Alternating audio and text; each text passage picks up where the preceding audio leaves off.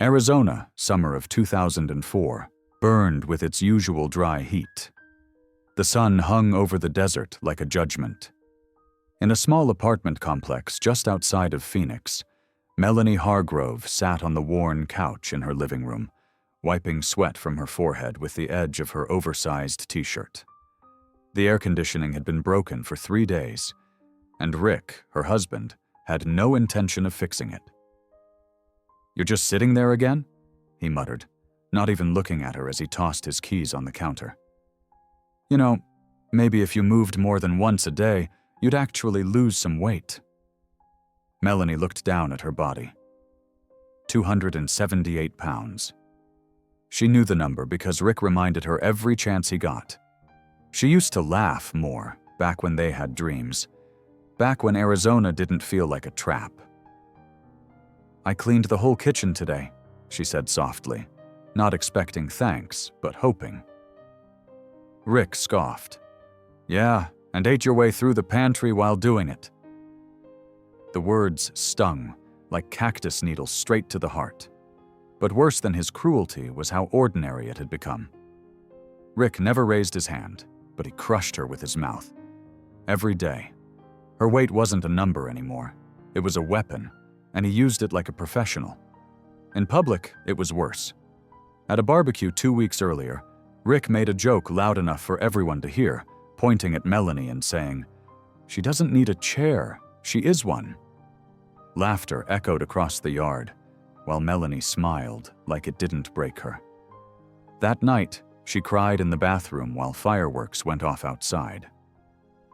She had been born in Arizona, raised in this sun-scorched land where the desert meets stubborn hearts.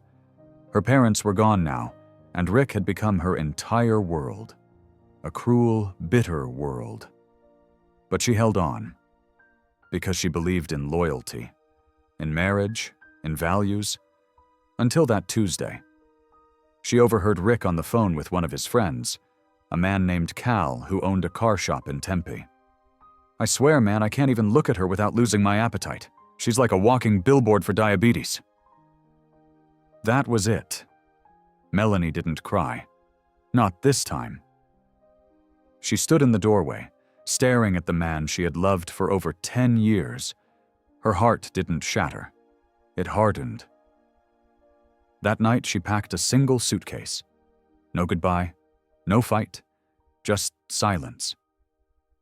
She looked around the small apartment one last time, the same one they used to call cozy when they first moved in. Now it felt like a prison cell of broken dreams. She left with $70, a car on the verge of dying, and 278 pounds dragging behind her like years of self-loathing. But she also left with something Rick could never measure. Fire. Melanie didn't know exactly where she was headed, but she promised herself one thing. She would never again let someone define her worth. Not by the scale, not by their paycheck, not by their lack of values. And someday she would return, not for him, for the keys to this very apartment, the one she would buy, not out of spite, but out of power, out of prosperity, out of a new life built on health, wealth, and unshakable self-worth. Because revenge isn't always loud. Sometimes it's bought in cash. Melanie didn't sleep that night. Not in the motel she found off the I-10. Not in the days that followed either. Arizona nights were warm even in spring, but inside her, a colder storm was brewing. A storm of every insult, every look, every time she was made to feel less. It didn't hit all at once. It settled, like dust over memory, until the weight became too much. By the morning of March 15th, 2004, Melanie stood in front of a mirror in a tiny shared bathroom at a women's shelter in Mesa. Her cheeks were puffy, her eyes dull. She wore the same gray shirt from the night she left Rick. It clung to her in the worst way. She whispered to herself, "This ain't it. This can't be it." Melanie had never been one to dream big. Growing up in Arizona, she was taught to be polite, to give, to love hard, even when it hurt. But no one had ever taught her to love herself. No one had ever said that health wasn't just physical, it was emotional, spiritual, that prosperity could be more than just money, it could be freedom from pain. So that morning, she wrote 5 things on a napkin. 1. No more excuses. 2. No looking back. 3. Lose weight for herself, not revenge. 4. Find a job, any job. 5. Buy the apartment someday, with her own money. That napkin sat in her purse for months. Melanie got hired at a local diner by a woman named Lisa, who didn't ask too many questions. The uniform didn't fit, not at first. She had to order special sizes. Her back ached, her feet swelled. Customers barely looked at her. Some left comments on receipts about her being slow. But Lisa paid her weekly. Cash. $230. It wasn't much, but to Melanie, it was wealth. Every penny was hers. Every drop of sweat she left on that linoleum floor, that was value. She started walking every morning before sunrise, just 15 minutes, then 30, then an hour. She cut back on sodas. She swapped drive-thrus for eggs and toast. She didn't have a scale, but her uniform began to loosen. Not much, just a whisper of change. But it was enough. By July, Melanie had lost 27 pounds. Her face looked a little different. Her voice had more strength. She laughed once, really laughed, when Lisa told her a joke about a customer who ordered pancakes and forgot they'd already eaten breakfast at home. One night after her shift, Lisa sat beside her and said, "You know, Mel, whatever you're doing, it's working. You look alive again." Melanie didn't say much, just smiled. But inside, something bloomed. She wasn't chasing Rick's approval anymore. She wasn't trying to make anyone regret. She was building her own values, one step, one shift, 1 pound at a time. She started saving too. Not just money, but little notes of hope. Quotes from books, thoughts she scribbled on sticky notes. They covered the mirror in her shared room. I deserve good things. My worth isn't tied to weight. I'm becoming something beautiful. By October, Melanie had dropped over 50 pounds. She didn't look skinny, but she looked strong, clear-eyed, steady. She had moved into a small studio apartment near downtown Phoenix. Cheap, hot, but hers. She paid rent on time. Groceries in cash, no help, just effort. Her hair grew longer, her skin cleared up. Her laughter came easier. Melanie, the woman who once couldn't bear her reflection, now walked past windows just to catch a glimpse. Not out of vanity, out of pride. She wasn't done, but she was finally becoming. And that fire? It wasn't rage anymore. It was focus. It was fuel. By the end of that year, with 72 pounds gone, she saw an ad in the paper. Unit for sale, Westwood Heights Apartments. 1 bed, 1 bath. It was the same complex she'd run from. Rick's name was on the listing. And Melanie? She didn't cry. She smiled. Because the next chapter wasn't about who broke her. It was about who she had become and who she was ready to face, not for revenge, for closure, for power, for prosperity. By the first week of January 2005, Arizona was cool in the mornings. Melanie stood outside the coffee shop near her apartment, wrapped in a second-hand coat, sipping a cup she'd bought with her tip jar money. She had just finished her walk, 5 miles before sunrise. Her breath came steady. Her mind was calm. She weighed 193 pounds now. 85 pounds gone. And not just the weight. Gone were the pieces of her that used to say, "I'll never be enough." Gone was the voice that echoed Rick's cruelty. All that remained was her, strong, focused, full of values she had earned through struggle. She sat down and pulled out her folder, the one labeled Life Rebuild. Inside were receipts, photos, bank statements, and her favorite, the napkin from that first morning in Mesa. She looked at the fifth item again. Buy the apartment. Melanie laughed under her breath. Back then, it had seemed like a fantasy. Now, she had nearly $12,000 saved. She wasn't rich, not by Arizona standards, but she had built a life of wealth in her own terms, a life of prosperity, shaped by self-respect, health, and discipline. That, to her, was real value. That same day, she called the real estate number from the newspaper listing. The man on the line sounded cheerful until she gave her name. Melanie Hargrove? The one married to Rick? She paused, then answered, Not anymore. Well, the man cleared his throat. He's desperate to sell. Behind on payments, from what I hear. Moved out last month. You looking to buy? She didn't hesitate. I want to see the unit. The following Saturday, she walked up the old stairs at Westwood Heights, the same stairs she'd climbed so many nights feeling invisible, carrying bags, weight, and shame. The complex hadn't changed much. Same cracked sidewalks, same fading paint. But Melanie? She had become someone else entirely. Inside the unit, memories clung to the walls. The couch was gone. So was the table. But the shadows of her old life remained.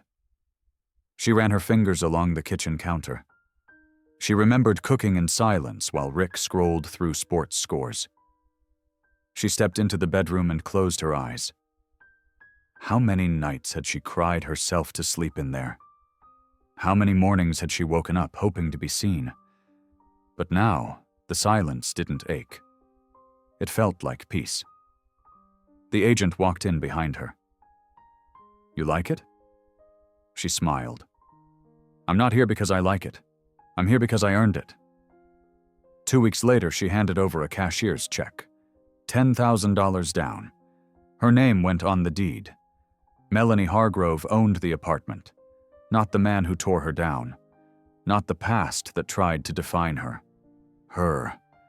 A woman who once sat in the dark, praying for kindness, now held the keys. Not just to a door, but to her own narrative. And this time, she didn't need anyone's approval. She had become her own rescue. Lisa cried when Melanie told her.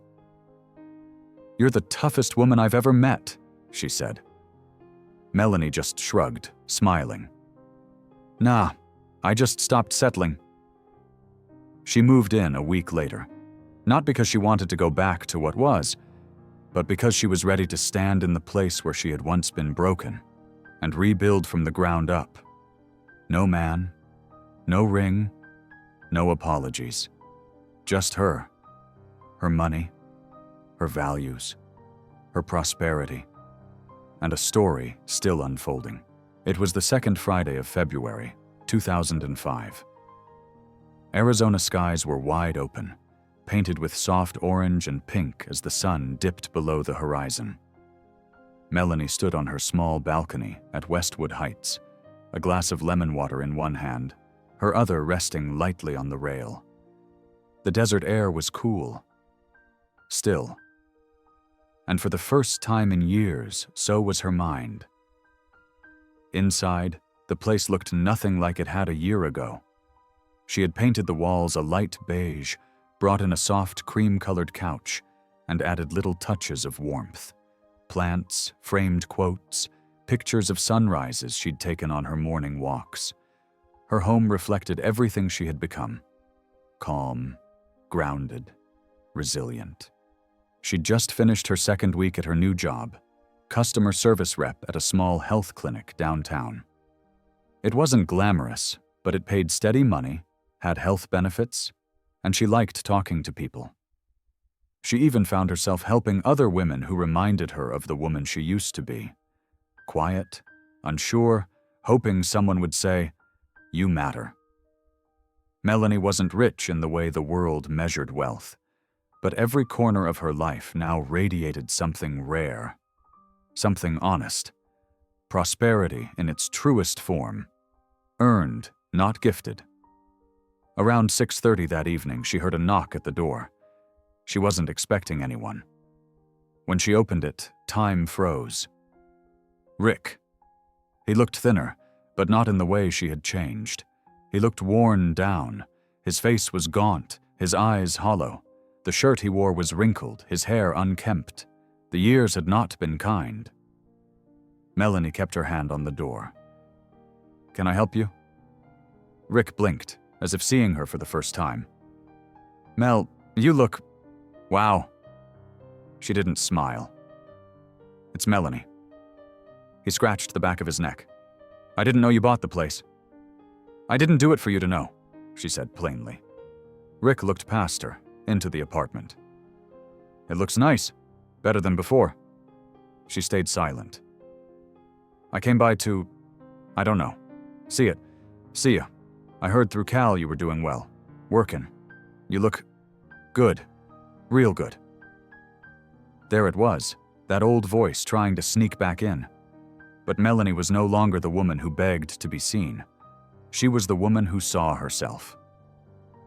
"Why are you really here?" she asked. Rick shifted on his feet. "I lost my job back in October. Things went south fast. I was sleeping on Cal's couch for a while. He got married last month, so... yeah, I got nowhere to go." Melanie's heart didn't race. It didn't sink. It just beat steady like a metronome. She looked at him, the man who once crushed her with words, now crumbling in front of her. "So what? You want to come back?" she asked, arms crossed. No, he said quickly. "I just thought, maybe you'd let me stay a few nights. I'd pay you, once I get back on my feet." She shook her head slowly. "Rick, I built this. Every dollar, every step, every breath I took to get here, I earned it. You don't belong in this story anymore." He opened his mouth, but she held up her hand. "I'm not angry. I don't hate you. But you made me small for years, and I finally know what it feels like to be whole. I won't give that up. Not for you. Not for anyone." Rick looked like he wanted to say something more, but he didn't. He just nodded and stepped back. "Take care, Mel." "It's Melanie," she said again, then closed the door. She didn't cry. She didn't shake. She turned back toward her living room and exhaled slowly. Peace. That night, Melanie sat at her kitchen table and wrote a note in her journal. "Today, I chose me. Again." She poured herself a cup of tea, sat on the couch she'd bought with her own money, and turned on a jazz station. The soft hum of saxophone filled the room. No bitterness, no revenge, just quiet victory, and the sweet scent of freedom. By March 1st, 2005, spring had begun to creep into Arizona. The desert wasn't blooming yet, but the air carried a different weight, softer, more forgiving. Melanie woke early, like always, before the city stirred. Her routine hadn't changed. Morning walk, lemon water, light breakfast, and a moment of stillness by the window. But something inside her had shifted since Rick's visit. He hadn't returned. He didn't call. And she didn't wonder. Because she wasn't living for him anymore. Melanie was living for the woman she fought to become. The woman who saw health not just as pounds lost, but peace gained. The woman who defined wealth as the ability to choose. Who saw prosperity not in designer clothes or status, but in the freedom to live by her own values. Still, the past has a strange way of lingering. One evening, while grocery shopping at a local market in Tempe, she turned a corner and almost ran into Cal, Rick's old friend. He blinked in surprise. "Melanie, is that you?" She nodded politely, keeping her cart steady. "Yeah, it's me." "Wow," he said, his eyes wide. You look like a completely different person." Melanie didn't smile. "No, I just stopped letting people break me." Cal chuckled nervously. "Yeah, I heard you bought the apartment. That's wild." "Not wild," she said, "just expensive." He laughed again, softer this time. Look, I know Rick messed up. He's not doing great, if you're wondering. He's been crashing with different folks. No job, no car, just nothing left. Melanie paused. He made his choices. Cal scratched the back of his neck. I think he regrets what he did to you. I mean, he talks about it sometimes. She nodded. That's not my burden anymore. And just like that, she walked away. Because she had learned that not every door deserves to be reopened. Some stay closed for a reason. And hers? It now had her name on the deed. Later that week, Melanie decided to do something bold. She contacted a local wellness coach she'd seen on a flyer months back. A woman named Naomi, who specialized in women's transformation journeys. Melanie didn't want to lose more weight. She wanted to grow stronger, sharpen her mindset, build something beyond recovery. Their first session was at 7:30 in the morning on a Wednesday. Naomi, a powerhouse in her 40s with a voice like warm gravel, looked Melanie up and down and smiled. You've come a long way, she said. Now let's build the rest of you.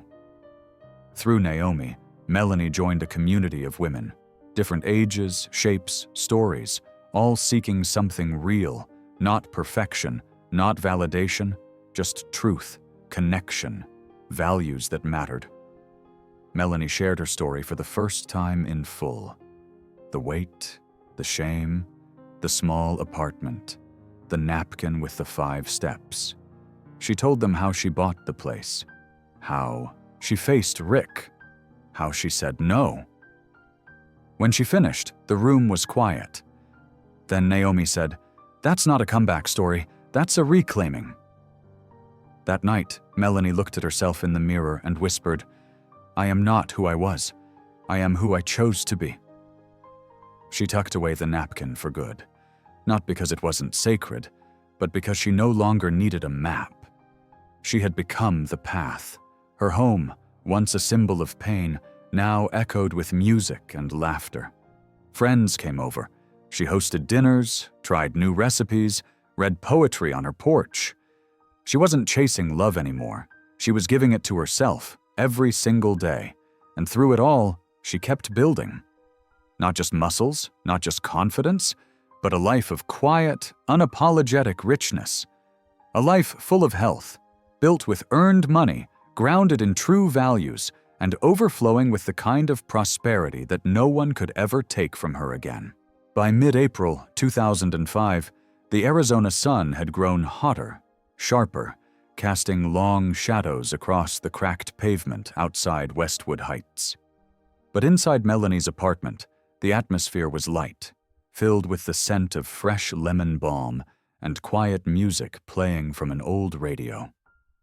It was a Saturday morning, and Melanie had just finished her first full week leading a small health support group for women at the local community center. She wasn't just surviving anymore. She was leading. The women in her group came from all walks of life, single moms, retired teachers, a few who'd just left toxic relationships.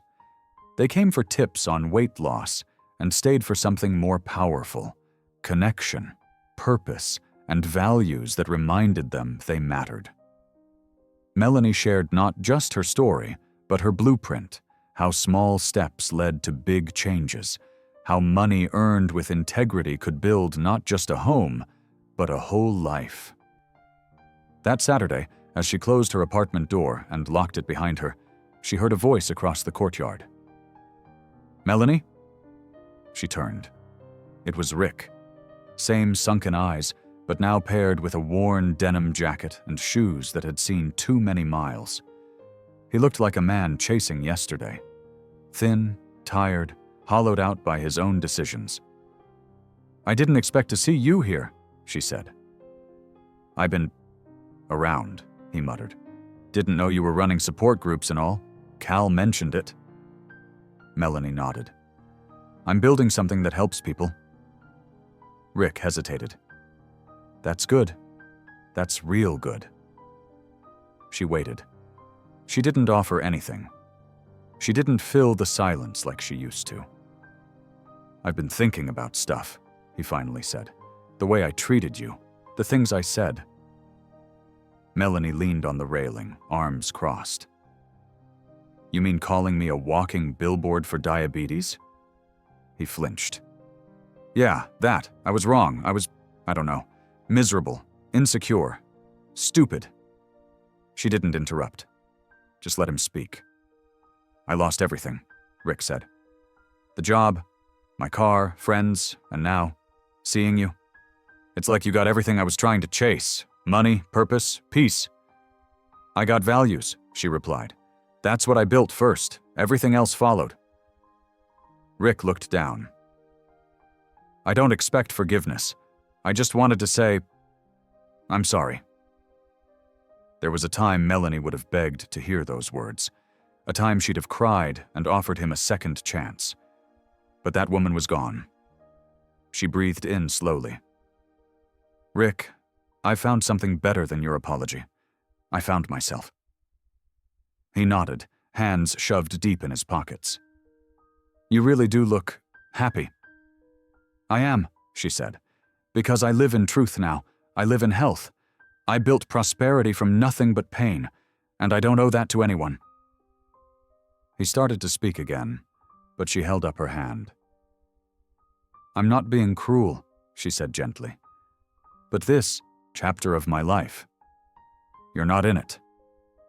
Rick gave a slow, painful nod. "Guess I had to see it for myself." Melanie offered one last look, not of pity, not of anger, just clarity. "Take care of yourself," she said. "That's what I did. That's why I made it." She turned and walked toward her car, not looking back. Later that evening, she stood before her group of women and told them, "Sometimes the ones who break us come back, looking for the pieces. But healing means we don't hand them over. We keep them, because we're the ones who rebuilt them." There was quiet in the room, then a few tears, then applause. That night, Melanie lit a candle in her apartment. The air was still warm, the city still buzzing, but her world was quiet, whole, unshakable. She sat on the couch, pulled out her notebook, and wrote, "I'm not who I was. I'm not even who I thought I'd be. I'm more. Not rich in the world's eyes, but surrounded by wealth of the soul." And for the first time in years, she allowed herself to dream bigger, because she knew the real revenge was living well. Truly well. By May 10th, 2005, Arizona was heating up fast. The sidewalks shimmered under the afternoon sun, and the desert wind carried the scent of dry earth and blooming sage. But inside a small conference room at the Phoenix Women's Resource Center, something rare was happening.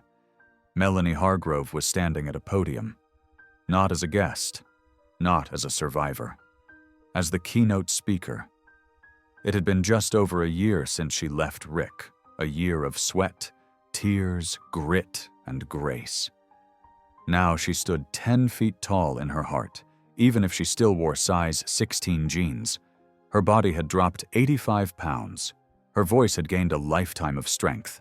Her speech wasn't polished, it wasn't perfect, but it was real. "I used to think love meant shrinking myself to be enough," she said to a room full of women, some nodding, some wiping away tears. "But now I know, real love begins when you stop apologizing for your worth." She paused, her hand gently resting on the wood of the podium. "This body? It's carried me through every breakdown, every comeback. It's my proof.